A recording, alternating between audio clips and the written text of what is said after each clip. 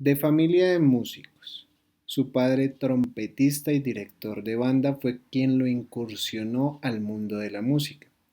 A la edad de 6 años inició con el bombo y luego con el bombardino, instrumento con el cual habría de desempeñarse toda su vida. A continuación ustedes verán la entrevista con el maestro Ramón Benítez. Este contenido fue hecho desde nuestros hogares. Van a escuchar ruidos de carros, de motos, cosas en la casa. Espero les guste. Nuestra próxima entrevista será con el maestro Sebastián Cifuentes, trombonista bajo de la Orquesta Sinfónica Nacional de Colombia.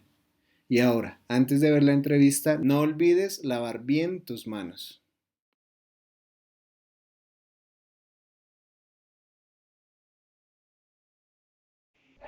Buenas noches, maestro Ramón Benítez. ¿Cómo se encuentra usted? Muy bien, gracias a Dios. Encantado pues de poder estar contigo en esta maravillosa y amena entrevista.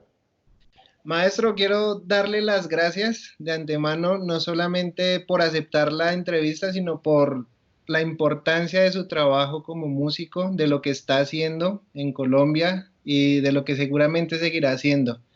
Es realmente un placer poder difundir estos tipos de mensajes y estas grabaciones al público en general, maestro. Entonces, gracias y bienvenido a esto que se llama En la Casa del Músico. No, gracias a ti por la invitación. Quiero iniciar esta entrevista pues haciendo lo que sé hacer, que es música. Entonces te pido que me permitas hacer un tema que se llama Porro de Amor y aquí va.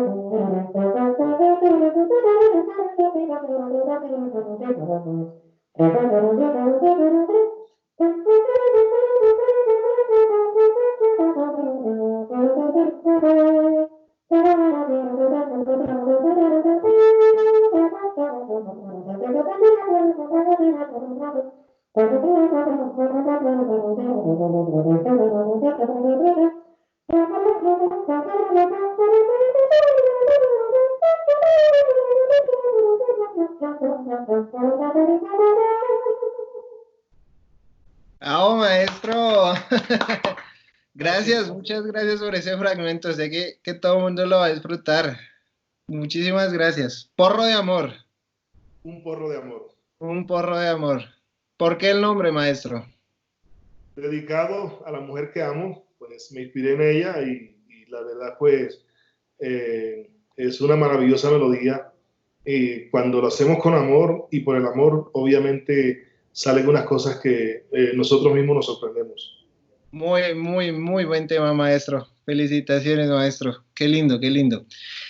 Ya entrando un poco al tema, maestro, me gustaría saber dónde nació el maestro.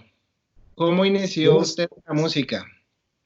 yo nací en un pueblo muy pequeño de la costa caribe colombiana, en el departamento de Sucre, muy cerca a Sincelejo, se llama Las Llanadas Sucre, y pues la familia Benítez, por tradición, es muy musical. Mi papá era trompetista, mis tíos también músico, trompeta, trombón, y la familia, pues, se respira música. Entonces, sí o sí, tenía que ser músico, sí, sí. Ok, ok, claro, claro, claro.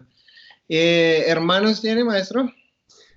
Somos 8 hermanos, de los cuales oficialmente 3 músicos, el resto, digamos que no ejercen la música, pero tienen la vena musical, tocan guitarra, conocen el piano, y bueno, primos, muchos, yo creo que en la familia, no sé sin exagerar, por lo menos como unos 15 músicos o 20 músicos tal vez. Ok, ¿y se reúnen de vez en cuando, Navidad, fiestas, alguna cosa? Es muy difícil porque eh, todos vivimos por fuera del pueblo, ¿no? Sí. Entonces se nos hace muy difícil reunirnos. Sería un sueño maravilloso poder hacerlo. Ahora en enero que estuve en mi tierra celebrando el cumpleaños número 80 de mi mamá, quise hacerlo, pero no, era una fecha en la cual hay muchos compromisos musicales y realmente fue imposible. Ah, bueno. Bueno, de pronto más adelante tengan esa oportunidad. Eso sí. Claro.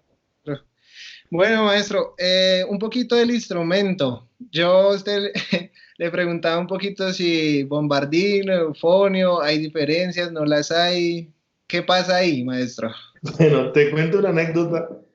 La primera vez que yo viajo a Estados Unidos, pues mi sueño, pues viajar, conocer y también comprarme un bombardino. Ok. Llegamos a Nueva York, eso fue con Lisandro Mesa y los hijos de la Niña Luz, y desde el momento en que llegué, pues conseguí que me llevara a una tienda y pues los señores que me atendieron no hablan español. Y yo les Ok. comenté pues que quería comprar un bombardino, pero esa palabra bombardino para ellos no existía. Entonces el señor me pasó un papel y un lápiz para que lo dibujara. Ah, ok. Pues yo realmente lo único que he dibujado en mi vida es la bandera colombiana. Entonces me fue imposible dibujarlo, Ah, imposible. Y el señor se interesó tanto en mí que me dijo, bombardino, bombardino. Pues en ese entonces no contábamos pues con Google, con Internet, nada de eso. O sea, ah, nada de eso existía. Y pasaron 8 días. Y yo al ok. señor le decía, no, es que se llama bombardino, ¿cómo es? Yo le mostraba como una tuba pequeña, le hacía de cuanta moriqueta yo encontraba y nunca pudimos. Como a los 8 días fue que ya nos íbamos a venir y el señor dijo, oh, eufonio, Ah, eufonio. Yo ah. me aprendí esa palabra y para mí el bombardino es un eufonio como le llamamos nosotros. Ah, ok. Ah, listo, listo, clarísimo, maestro. Eso es lo que necesitamos, una anécdota así. ¿A qué edad viajó el maestro? Perdón. Yo tendría 16 años cuando hice Joven. mi primer viaje a Estados Unidos. Sí, Joven. tuve que salir con un permiso autenticado de mis padres porque era menor de edad. Ah, ok. Ah, pero bueno, bueno, y pudo comprar el Eufonio. Sí, finalmente el hombre cuando dijo Eufonio, Sí. entonces ya me lo fue a buscar, me lo consiguió, lo compré y tú sabes, o sea, llegué a Colombia, llegué a mi casa y creo que, si no estoy mal, llegué como a las 12 de la noche a sacar el instrumento y a tocarlo como hasta las 3 de la mañana siendo un niño, ¿no? O sea, yo no podía No, despegarme de ese momento porque me era mi imagino. primer bombardero pues comprado por mí, ¿no? Claro, me imagino, maestro, la alegría y la emoción. Sí, Ah, bueno, sí, sí. listo, listo, maestro. Ya dejando claro todos estos puntos. Listo, inicios musicales de familia, ¿cierto? Ahí Sí, aprendió, ahí aprendió la música. Quisiera saber, maestro, algún tipo de boquillas. ¿Hay alguna diferencia con las boquillas? ¿Le da igual tocar con una más grande, una más pequeña? ¿Qué podemos decir de eso? pues te cuento que a través de mi vida musical yo he experimentado con todo tipo de boquillas. Eh, Cuando empecé a tocar, pues obviamente la que estaba al alcance en ese entonces era muy difícil uno poder escoger una boquilla, como ahora que es más fácil. Yo no recuerdo qué boquilla tendría, no, no tenía marca, no tenía marca, era una boquilla hechiza, creo que le llamaban en ese entonces. Ujú. Y cuando ya tuve la oportunidad de viajar a Estados Unidos, toqué con la boquilla que trajo el bombardino. Mi primer bombardino fue un Yamaha Sí. Y en ese entonces la boquilla que traía el bombardino, bueno, creo que todavía, la Yamaha 48, y con ese, pero cuando tuve ya la facilidad de poder experimentar con boquillas, empecé a probar y a asesorarme de amigos. Entonces empecé a buscar boquillas más grandes. En ese entonces me acuerdo que después de esa boquilla fui a un viaje y me quedé en la tienda cerca al hotel y me fui para allá a pasarme todo el día. Me dieron como un maletín lleno de boquillas para trombón y empecé a probar. Empecé a probar todas esas boquillas y la que más me gustó, y fui con un compañero también, tenía mucha experiencia, trompetista, pero conocía muchas boquillas, y me recomendó las Dennis Wick, que son unas boquillas londinenses. Y probé esa boquilla y me gustó mucho, y empecé a coger la Dennis Wick. Dennis Wick, empecé entonces con la 5, si no estoy mal, 5, que es grande, después la 6, y me estaba moviendo siempre en diferentes dimensiones de boquilla, pero sí hay diferencia en las dimensiones de boquilla. Normalmente, si una boquilla, yo estoy tocando con una boquilla grande, el registro grave, bonito, redondito, pero para el registro agudo se me dificulta. Es lo normal. Conozco sus excepciones, trombonistas, bombardinistas, pues que boquillas grandes y tienen un registro agudo impresionante, pero por regla general, la boquilla grande tiende a que el sonido sea hermoso en el registro grave y registro medio, pero el registro agudo se dificulta. Entonces, yo siempre he optado por tener una boquilla, digamos que estándar, más o menos equivalente a las 6,5 de Bach. En estos momentos la boquilla que tengo es la misma Yamaha 48 con la que empecé. O sea, Ok. paradójicamente, no, digamos, siempre había utilizado otro tipo de boquilla, pero esta la encontré algún día y otra vez la volví a utilizar y en este momento, pero no quiere decir que siempre esté tocando con esta, pero Ah, sí lo que sí conservo son boquillas de la misma dimensión, de la misma talla, para pues no estar jugando con boquillas muy grandes o muy pequeñas, de acuerdo al tipo de música que vaya a hacer. Si voy a hacer un primer trombón, trato de buscar una boquilla que no sea tan grande, y ok. si el bombardino, una grabación, el registro es muy agudo, pues una boquilla estándar o tirando a pequeña, ¿no? Es lo que yo normalmente, lo que yo personalmente hago. Ah, listo, listo, maestro. Todo esto va porque es que a veces se genera como un tipo de mito alrededor de con qué boquilla, si cambio de boquilla, si no cambio de boquilla, es la boquilla la que no me deja sonar bien. Todo genera un mito, ¿no? Entonces, bueno, que se puede, ¿sí o no, maestro? Sí, sí, sí, eso es. Alguna vez yo estuve leyendo un informe de unos japoneses, y dentro de las cosas que se me quedaron es que ellos decían que la primera impresión es la que vale cuando uno va a probar una boquilla.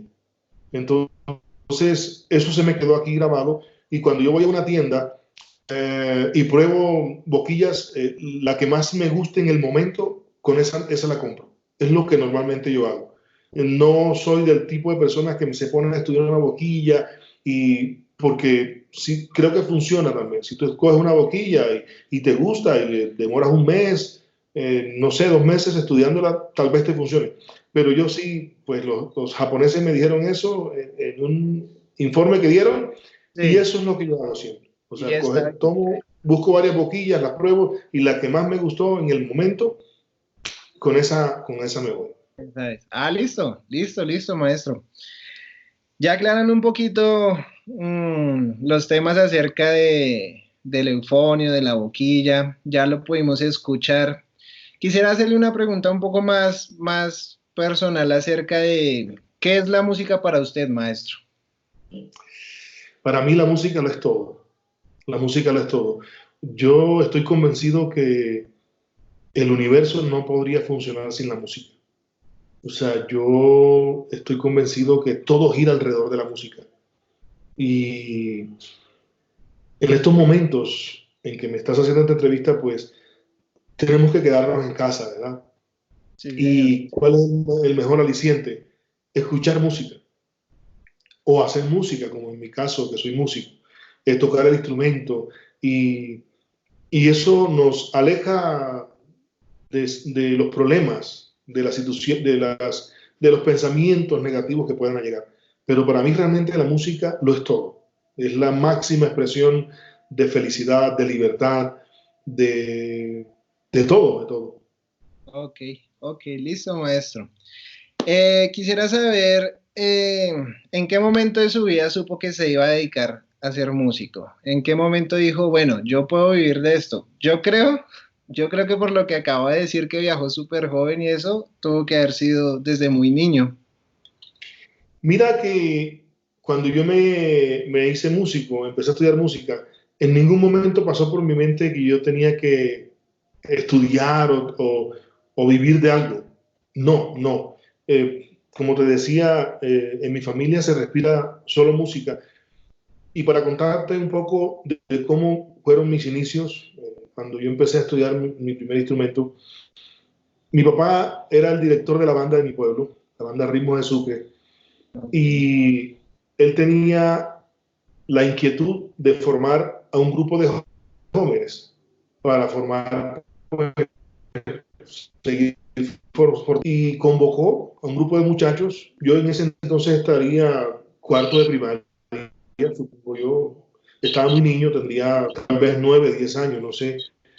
Y, y yo llego, porque la reunión fue en mi casa, entonces yo vi la reunión, mi papá hablando, vamos a buscar un maestro de música para que les enseñe y les dedique, este hombre le vamos a pagar, va a venir acá hasta el pueblo, va a estar aquí en mi casa hospedado para que él les enseñe música. Entonces convoqué a 13 y yo conté 12, decía, mi papá está equivocado, o sea, Ah, yo cuento 12.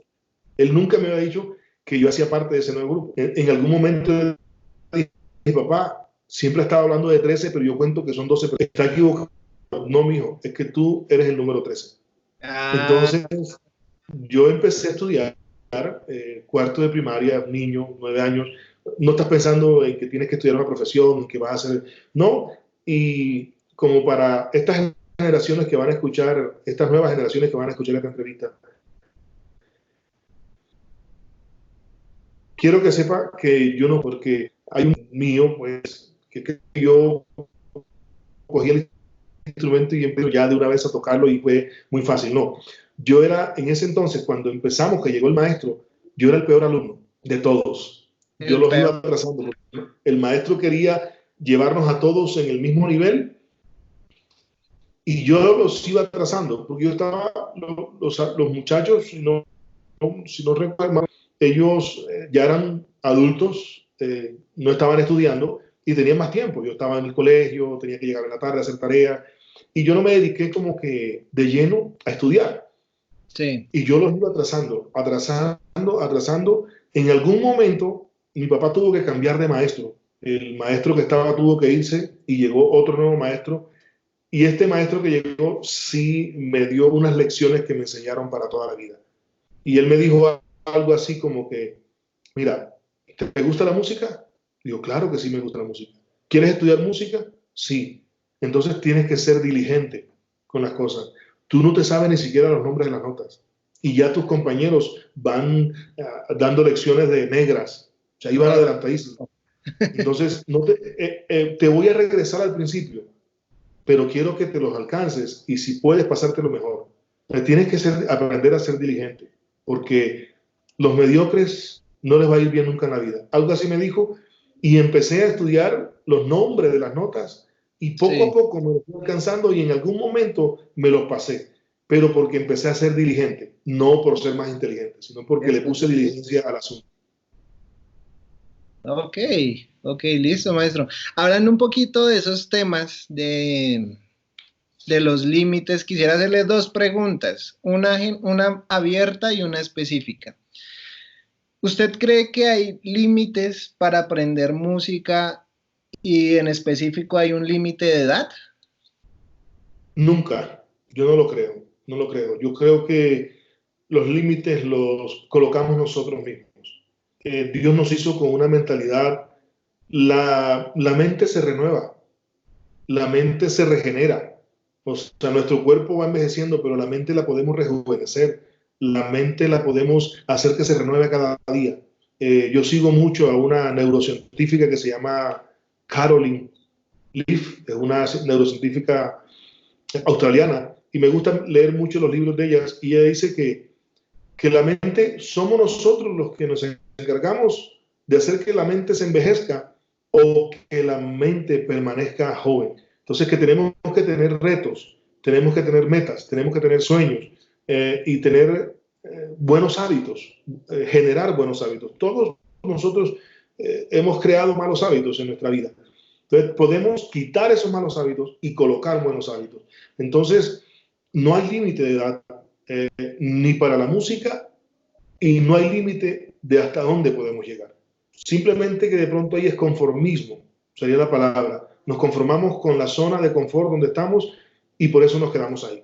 Pero no hay límites. Yo en esta parte quiero comentarte, pues yo doy masterclass en muchas partes, me han invitado a otros países inclusive a dar masterclass y llegan jóvenes con la inquietud de que no tienen mayor información en la zona donde viven para estudiar música. Y cuando yo les cuento mi historia, se quedan sorprendidos porque cuando yo inicié la música no había internet, en mi pueblo no había luz, no había ni siquiera teléfono. El maestro nos dejó por cierto camino y estábamos iniciando apenas. Entonces no nos hizo avanzar en la música por cuestiones que no recuerdo ahora qué pasó. Y yo quedé así, inconcluso. Pero hasta donde yo llegué, me propuse seguir. Entonces me propuse seguir. Mi papá tenía la banda, yo iba con la banda y empecé a desarrollar el oído melódico y aprenderme las canciones por oído. Y fue un proceso difícil. Pero hoy le agradezco a Dios que hayan pasado esas cosas porque, o sea, mi oído se ha desarrollado para poder ser quien soy hoy mismo. Entonces, no hay límites. Y hoy en día, con tanta información que tenemos en Internet, tantos tutoriales que hay, no hay límites. Hoy en día se ha avanzado mucho en la música gracias a la tecnología que la tenemos al alcance de nuestra mano.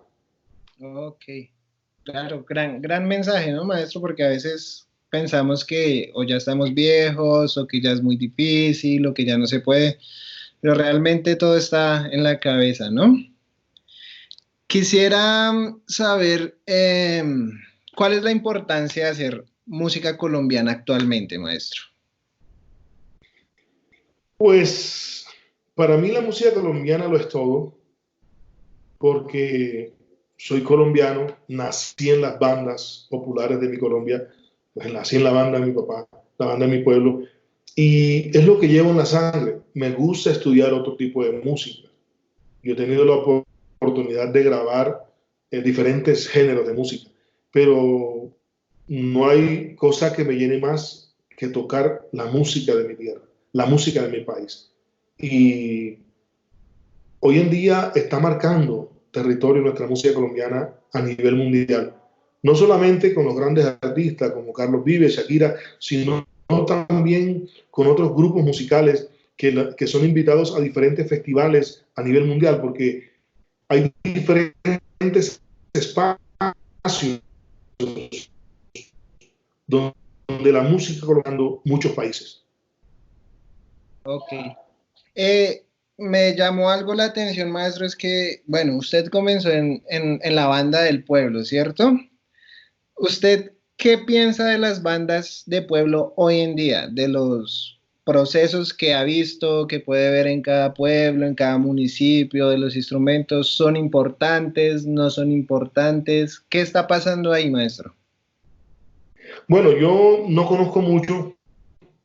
Yo pues me fui para Estados Unidos y viví por más de 10 años allá. Hace 2 años estoy nuevamente en Colombia y no tengo mayor conocimiento del proceso que se está llevando en las bandas, pero digamos sí he ido a diferentes festivales y yo estoy impresionado con la información que tienen las nuevas generaciones de músicos. Estoy sumamente impresionado porque están teniendo una visión más progresiva de la visión que tuvimos nosotros, ¿no? Entonces, el proceso de las bandas como tal no lo conozco mucho, pero como te digo, sí conozco las bandas en sí en los festivales y hay muy buenas bandas y hay muy buenos músicos y cada día sorprendido con el avance que se está teniendo en nuestra música tradicional colombiana.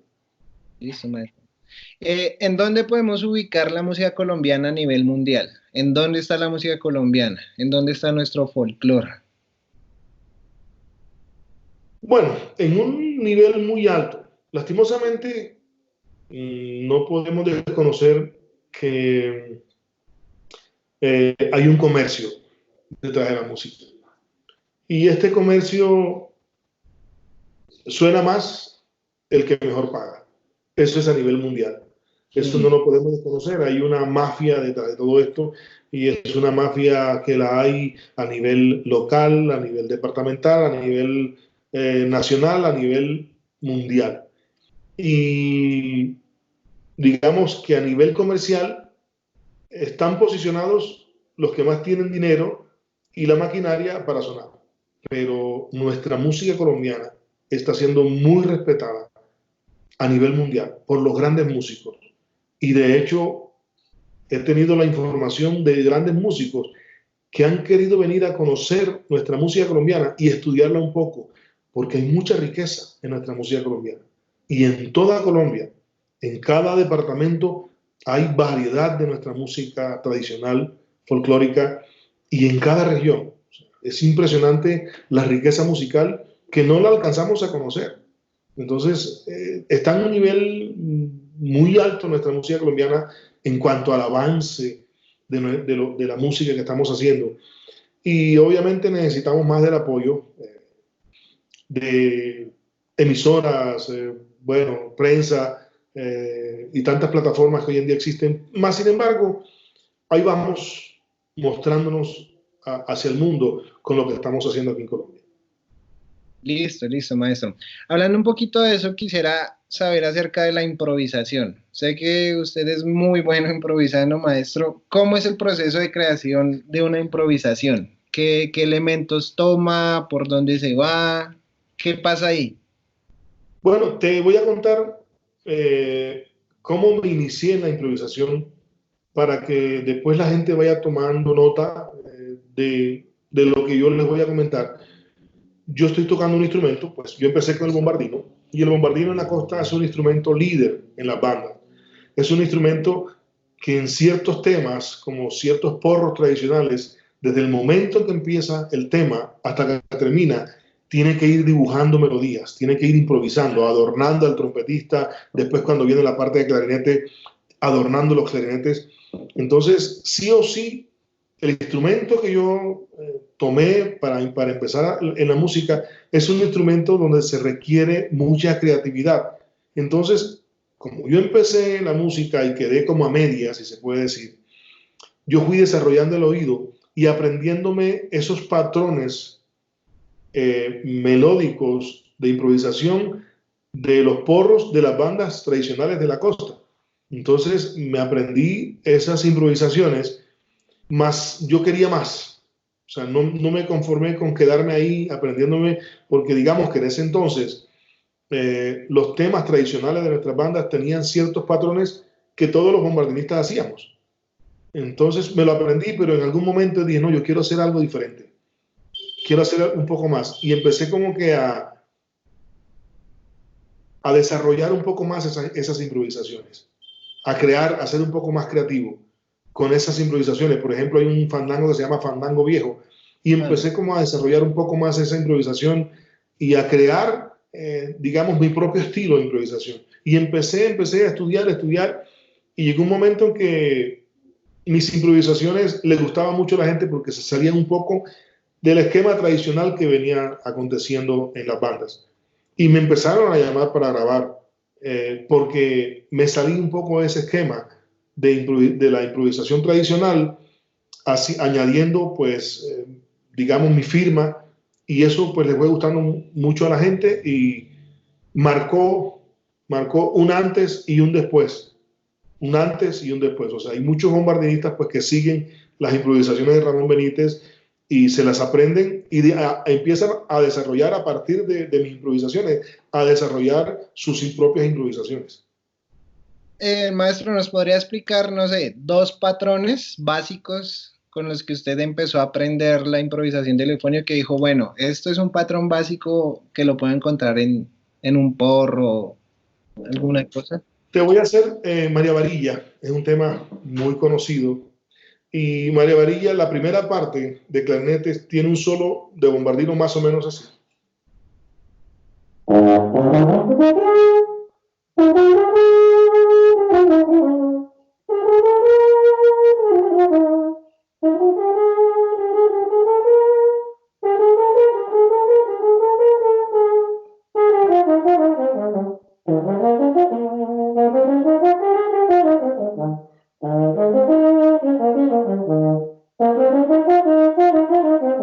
Entonces, era un patrón establecido por los bombardinos de las bandas.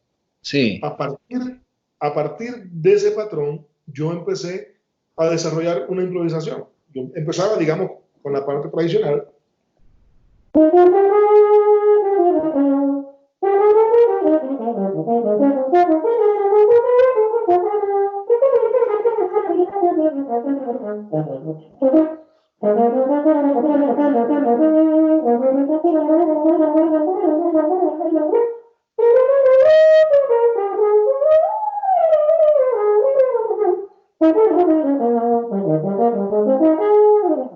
Entonces, o sea, fui creando variaciones sobre la melodía original y después obviamente la fui desarrollando, ¿no? Desarrollando esos patrones de improvisación. Ok, o sea que podríamos decir que, que tenemos un tema principal y sobre ese tema usted va añadiendo notas, va cambiando cosas, le va poniendo su propio estilo, ¿sí, maestro? De esa forma fue que yo empecé.